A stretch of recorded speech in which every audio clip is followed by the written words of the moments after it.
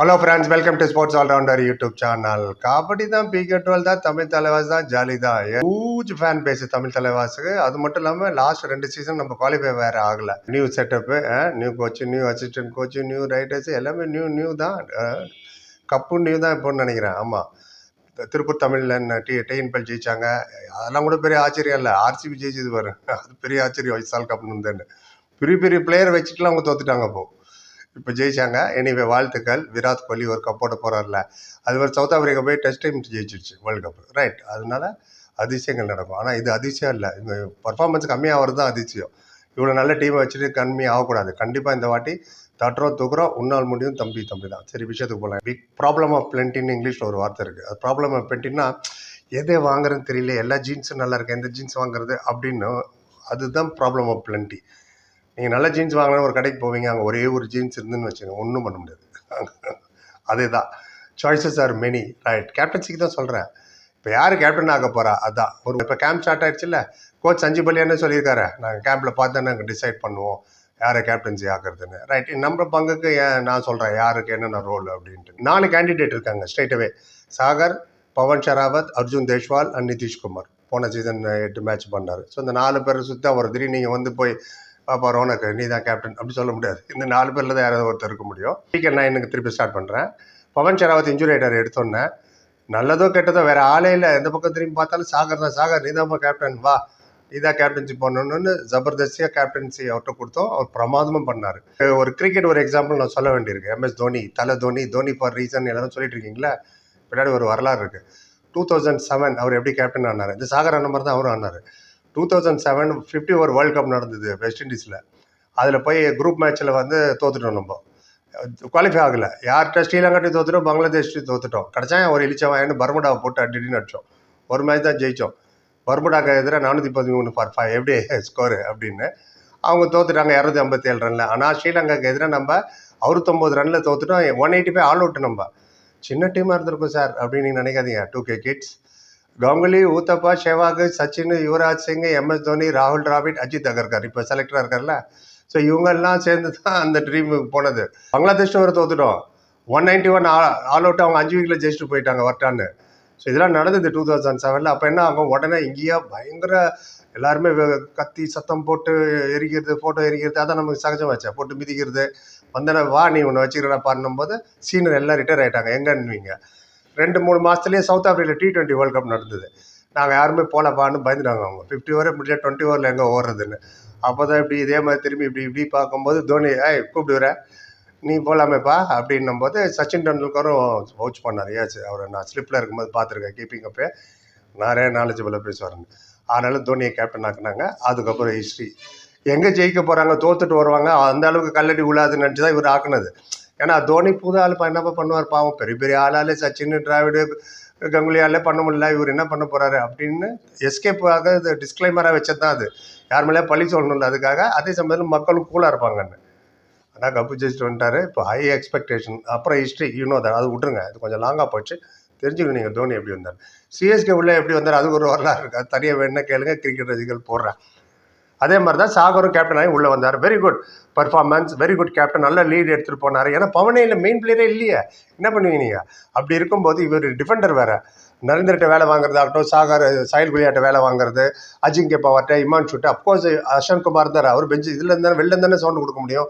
அதுவும் அவர் மன்பிரீத் சிங் மாதிரி தூச்சி கிக்கி சத்தெல்லாம் போட மாட்டார், அவரே இருப்பார். இவர் தானே லீட் பண்ணார். 17 மேட்சுக்கு அப்புறம் இன்ஜுரி ஆயிடுச்சு.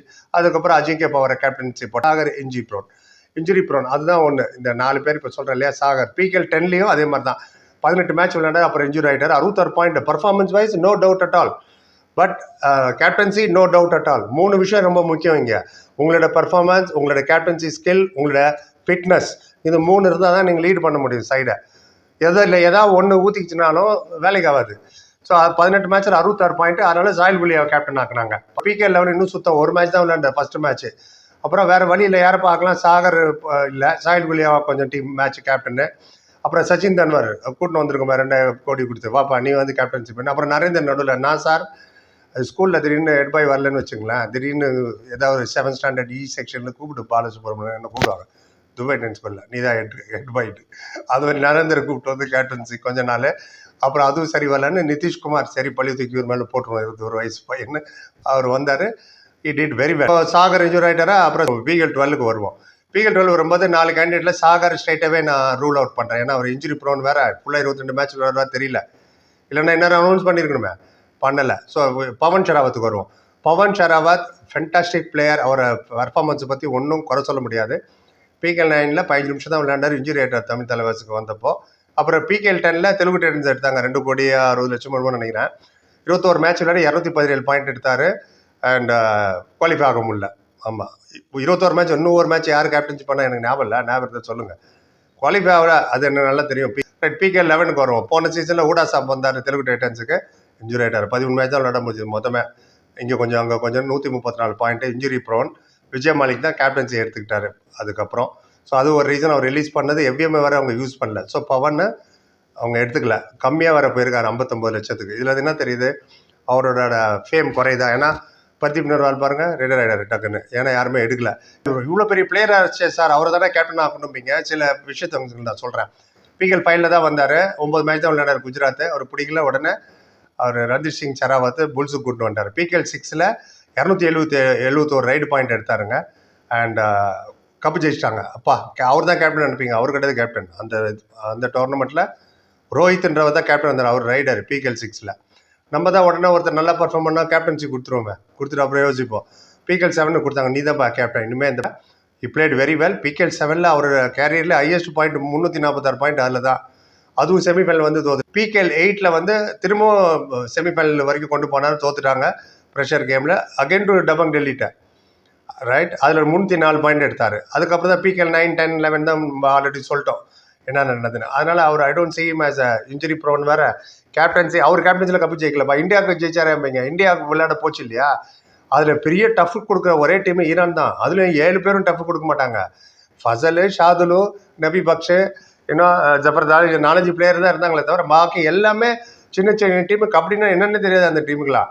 நீங்கள் பழனி டஸ்கர் இவங்களாம் அமைச்சிருந்தா கூட போய் அந்த டீம் அடிச்சுட்டு வந்துடுவாங்க. அந்த கப் கேம்ஸில் சொல்கிறேன், ஏஷியன் கேம்ஸ் ஆகட்டும், ஏஷியா கப்லாம். அதனால் அது ஒரு பெரிய கிரெடிட்டாக நம்ம சொல்ல முடியாது. ஸோ இது பிகேஎல் தான் உங்களுக்கு நீங்கள் மெஷர் பண்ண முடியும். அதில் தான் பெரிய பெரிய பிளேயர் வந்தாங்க. அதனால் என்னை பொறுத்த வரைக்கும் பவன் ஷெராவத் இது வரைக்கும் கப்பு ஜெயிச்சது கிடையாது. இன்ஜுரி ப்ரோன் வேறு. 59 லட்சத்துக்கு கம்மியாக போனதுக்கு அதான் ஒரு காரணம். ரைட், 3வது பாப்பா யாருப்பா, அர்ஜுன் தேஷ்வாலுக்கு வருவோம். பிரமாதமான பிளேயர் தான், நோ டவுட். கடந்த 3 சீசனாக 225+. அவர் கேப்டனாக போடலாம் நிறைய பேர் சொல்லிட்டு இருந்தீங்க. பார்ப்போம். பிகேஎல் 9ல் கப்பு ஜெயிச்சாங்களே ஜெய்ப்பூரில், நிறைய பேர் அவர் தான் கேப்டன். அவர் கிடையாது கேப்டன், சுனில்குமார் தான் அதில் கேப்டனாக இருந்தார். ஒரு மேட்ச் விளையாடல சுனில்குமார், விளையாடல. சரி, அப்போ அர்ஜுன் தேஷ்வால் தான் கேப்டன்சி பண்ணோன்னு பார்த்தா ராகுல் சௌத்ரி தான் பண்ணார். ஸோ பிகேஎல் 9ல் அவர் கேப்டன்சி அவங்க கொடுக்கல. பிகேஎல் 10 சுத்தம் ஃபுல்லாகவே இவர் தான் கேப்டன்சி பண்ணார் சுனில்குமார். பிகேஎல் 11ல் தான் அர்ஜுன் தேஷ்வாலை கேப்டன் ஆக்குறாங்க. பிகாஸ் மும்பை போயிட்டார் சுனில்குமார். அப்போ எலிமினேட்டரில் தோத்துட்டாங்க யூபிஓ தான் எதிராக 46-18, 28 பாயிண்ட்டு இன்னும் த்ராஷ்டு. ஸோ அப்போ தான் ரிலீஸ் பண்ண ஐடியாவே உங்களுக்கு வந்திருக்கும். அர்ஜுன் எல்லாமே நோத்தி விட்டுரும். அதனால் கேப்டன்சி பேர்டன், எங்கள் பேர்டன் நம்ம சொல்கிறேன் பாருங்க. பிகேஎல் 9ல் வந்து இவர் 296 பாயிண்ட் எடுத்தாருங்க, 296 points, first rank. Captaincy pressure இல்லை, ஏன்னா சுனில்குமார் கேப்டன்சி ப்ரெஷர் எடுத்துக்கிறாரு, கப்பு ஜெயிச்சிட்டாங்க. பிகேஎல் 10 செகண்ட் ரேங்க், இவர் ரேங்க்கில் 278 பாயிண்ட் எடுத்தார். பிகேஎல் அது இவர் பார்த்துட்டார் சுனில்குமார். பிகேஎல் 11ல் ஃபுல்லாக இவர் தான் கேப்டன். மொத்தமாக எவ்வளோ பாயிண்ட் எடுத்தார், 230 பாயிண்ட் தான். பார்த்தீங்களா எவ்வளோ ஒன்று, 296 பாயிண்ட் ஒரே சீசனில் 230 ஆச்சு. 66 பாயிண்ட்டை காணும் கேப்டன்சி ப்ரெஷர். அப்படி தான் நான் சொல்லுவேன். கேப்டன்சி ப்ரெஷர் அவரோட கேமை பாதிக்கும். எல்லாராலையுமே சச்சின் டெண்டுல்கர் குட் கேப்டனே கிடையாது, ஃபண்டாஸ்டிக் பிளேயரு. ஒரு சீசன் 2 சீசன் தான் இந்தியாவுக்கு கேப்டன்சி பண்ணார், விலகிட்டார், நம்மளால முடியாதுன்ட்டுன்னு. நாட் நெசசரி எல்லா பிளேயருமே நல்ல கேப்டனாக இருப்பாங்கன்ட்டுன்னு. அர்ஜுன் தேஷ்வாலை இதை விட்டு நவுத்துறேன். இப்போ யார் தான் பாய்க்கிறேன், நிதிஷ்குமார் தான். அவருக்கு சாதகமாக சில விஷயத்தை கரெக்டுன்னு சொல்லிடுறேன். கடைசி 8 மேட்ச் விளையாண்டாங்களா, கேப்டன்சி இவர் தான் பண்ணார். 3 மேட்ச்சு பிக் மார்ஜினில் ஜெயிச்சாங்க 3. அது மட்டும் இல்லாமல் இவர் பெஸ்ட் டிஃபெண்டர் அவார்டு வேறு வாங்கிட்டார். அது நீங்கள் நோட் பண்ணுவார். கேப்டன்சி பட் இருந்தால் எப்படி அந்த கடைசி 8 மேட்ச் இருக்கும்போது பர்ஃபார்மன்ஸ் பண்ணியிருக்க முடியும். 77 பாயிண்ட் எடுத்தார், 8 I5, சூப்பர் டேக்கில் ஒரு 3 எடுத்தார். அதனால் பெஸ்ட் டிஃபெண்டராக யாரை பின்னாடி தள்ளி விட்டார். ஃபசல் லட்ராச்சாரி, இன்னும் பர்வேஸ் பன்ஸ்வால், சுனில்குமார், ஷாதுலு, கிஷன் தூல், இவங்களாம் நவுத்தி விட்டு இவர் வந்து அவார்டு வாங்குறாரு பார்க்குறாங்க. 21 வயசு பையன். அவர் அப்போ கேப்டன் தான். லாஸ்ட் 8 மேட்ச்சு யங்கு 22 மேட்ச் விளையாண்ட ஒரே பிளேயர் இவர் தான் தமிழ் தலைவாசிக்கு. இப்போ இருக்கிறதுல பஸ் சாமி தான் வேறு டீம் போயிட்டார். எல்லாத்தையும் பார்க்கும்போது நம்ம முதல்ல சொன்ன 3 விஷயங்கள் தான் ஷுட் பி தேர். உங்களோட பர்ஃபார்மன்ஸ், உங்களுடைய கேப்டன்சி லெவல் அண்ட் உங்களுடைய ஃபிட்னஸ், இது 3 இருந்தால் தான் நீங்கள் கேப்டன் ஆக முடியும். இந்த 3 இந்த பையனுக்கு பொருந்துது. நிதிஷ்குமாருக்கு. மற்ற 3 பேர் அவங்க வேலை என்னவோ அதை அமுச்சு பண்ணிட்டு வர சொல்லுங்க. இப்போ ரைடு எடுத்துருவா, சாகர் நீ போய் டிஃபென்ஸ் பிடி. ஏன்னா சாகர் 22 மேட்ச் விளையாடுவா தெரியல நமக்கு. அதனால தான் அவங்க ப்ராக்டிஸுக்கு அப்புறம் சொல்கிறேன்னு இருக்காரு ப்ரீ கேம்பில். சஞ்சீப்ல இன்டர்வியூ எடுத்து பாருங்க. என்ன சொல்லியிருப்பாங்களே, பவன் தாங்க எங்களுக்கு கேப்டன், அர்ஜுன் தாங்க கேப்டன், சாகர் தாங்க எங்களுக்கு ஏன் சொல்லலை? ப்ரீ கேம்ப் பார்த்து டிசைட் பண்ணுவோன்ட்டாரு கேப்டன்சியை. இதுதான் என்னை பொறுத்தவரை. நிதிஷ்குமார் நிறைய பேர் திட்டுங்க. உங்களுக்கு யாரை கேப்டனாக இருந்தால் நல்லதுன்னு பாயிண்ட் ஓட்டு சும்மா வெறும் பவன், அர்ஜுன், சாகர் ஒன் வேர்ட் பண்ணுங்க. உங்களோட கம்யூனிகேஷன் லெவலில் இன்க்ரீஸ் பண்ணிங்க. ரைட். பரிபாதத்துக்கு நன்றி. Like, comment, share and subscribe. Thank you so much.